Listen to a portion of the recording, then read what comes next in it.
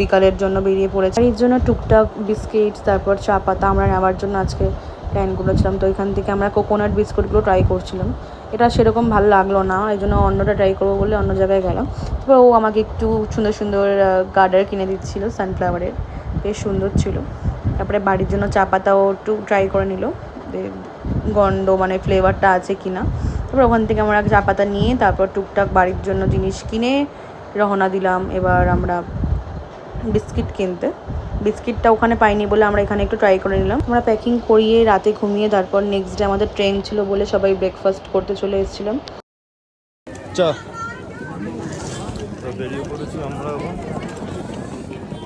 আর এই বছরের শেষে নাহলে আবার পরের বছর প্ল্যান হবে। টাটা। আর যেতে ইচ্ছা করছে না, যেতে ইচ্ছা করছে না, তাও যেতে হচ্ছে, কিছু করার নেই।